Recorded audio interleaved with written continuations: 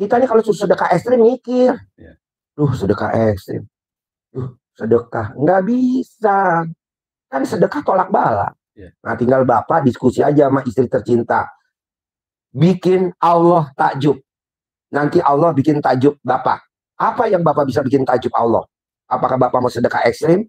Apakah Bapak mau ibadah ekstrim? Biar nanti hajat ekstrimnya terkabul. Kita kan enggak. Hajat ekstrim pengen terkabul, sedekah ekstrim nggak berani. Ibadah ekstrim nggak berani. Lagi mana? Pak Haji, ibadah ekstrim apa tuh? Satu, tidak boleh punya sifat bangsat. Sifat 18. Jengkelan, mancing jengkel, bawel, cerewet, cemberut, bla bla bla. Nanti Bapak lihat di YouTube ada sifat 18. Kedua, tidak boleh gerutu suami istri. Apa tuh gerutu? Orang gerutu itu orang yang tidak menerima takdir Tuhan.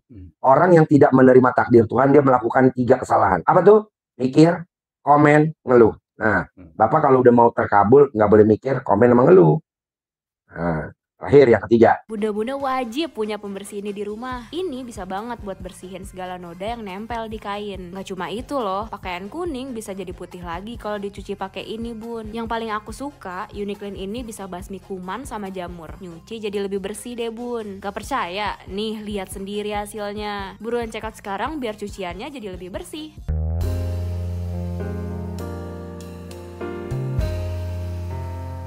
Assalamualaikum warahmatullahi wabarakatuh. Selamat datang di Ruang Testimoni. Tempatnya testimoni orang-orang sukses pastinya. Dan tidak banyak basa-basi lagi, mari kita simak video berikut ini.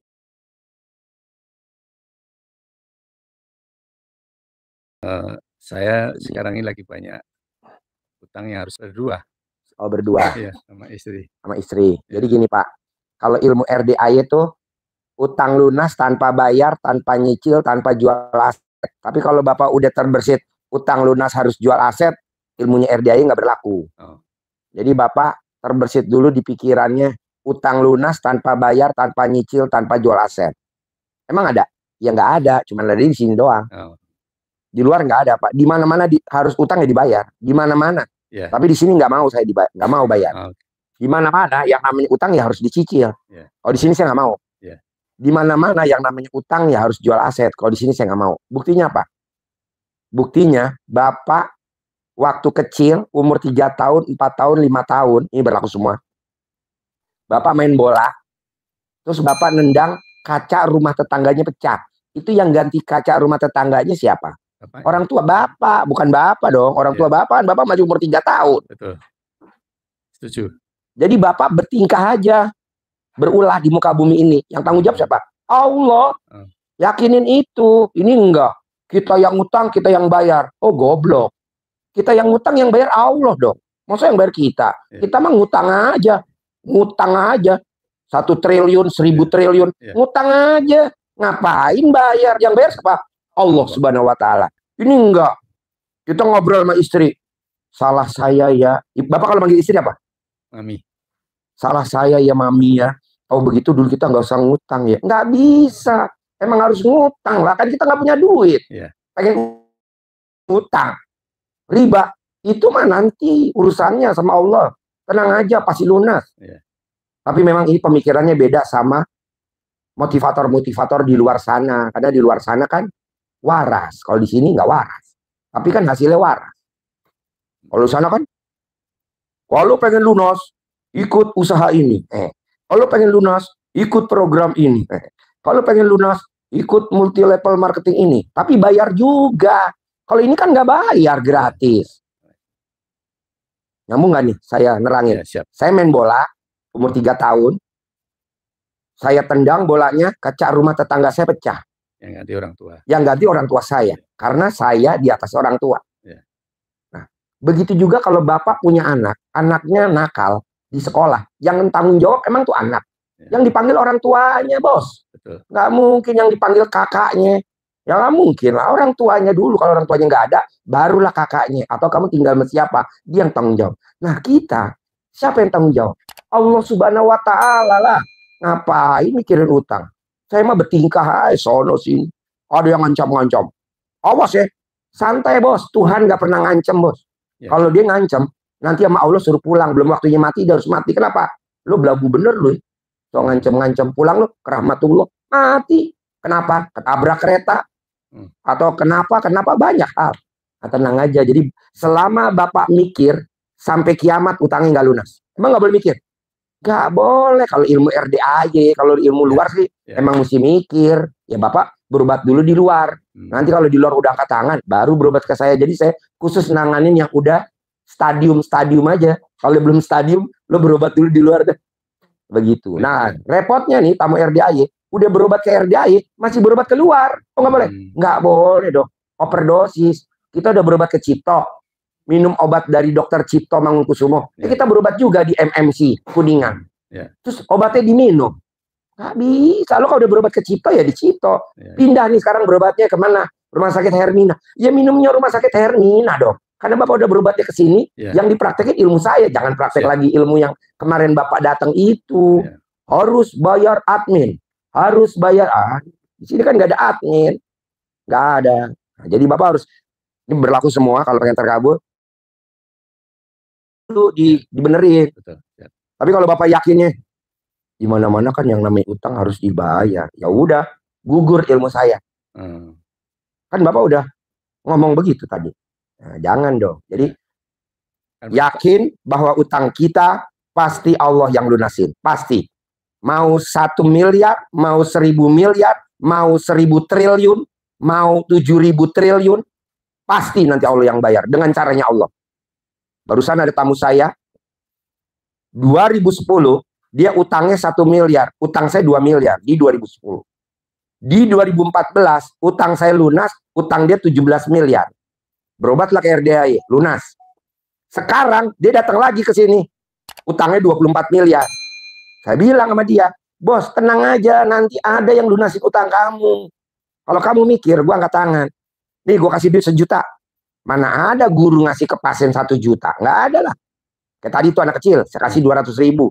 Mana ada, yang ada juga saya harus diamplopin dong, ya kan? Maksud saya ngamplopin. Nah, tadi saya kasih lah 1 juta. Nih 1 juta. Kamu nonton ya. Di 21 sama anak sama istri kamu nonton. Allahu Akbar. Di toilet dia bawa anaknya pipis yang nomor yang gede. Apa? Papi, aku mau pipis. Ya udah. Pas dia pipis selesai dia keluar, ketemu sama tamu pasiennya dia, temannya dia yang udah lama banget. Bib, kok ada di sini lah? Kok di sini? No. Kok Habib nggak pernah ketemu? Habib sakit. Ya saya sakit, divonis sama dokter, umur saya tinggal 17%, jantung saya lemah. Kok sekarang Habib sehat, seger? Ya saya berobat ke RDAY. Apa di RDAY obatnya apa? Umur tinggal 17%, sakit jantung, dokter rumah sakit Azra angkat tangan, dokter rumah sakit Siloam Bogor angkat tangan, rumah sakit EMC Sentul angkat tangan, rumah sakit Jantung Harapan kita angkat tangan. Kok bisa sehat, seger, Bib? Iya, sama Pak Haji. Jantung saya dijilatin sama istri saya 99 kali jilat, sehari 3 kali. Umur saya 40, jadi selama 40 hari ini saya udah sehat tanpa minum obat. Jadi Habib apa yang dipikirin? Rumah saya mau dilelang, rumah saya mau disita. Yang mana? Yang gede itu. Iya. Besok saya yang lunasin, Bib, tenang aja. Kok yang lunasin orang lain? Yang ngutang si Habibnya 24 miliar. Yang mau dilelang, mau disita, malah yang lunasin temennya yang ketemu di toilet. Herannya kok dia ketemu di toilet 21 Botani Square. Coba kalau dia nggak, saya kasih duit. Nih, kamu nonton ya, senang-senang sama anak kamu ya, gembira ya. Nanti utang kamu lunas otomatis ya. Kamu jangan mikir, lunas dari mana? Awas lo ngomong begitu ya. Ini duit gue berkah nih, 1 juta nih, pegang. Nonton lah, beli popcorn, beli soft drink, beli apa.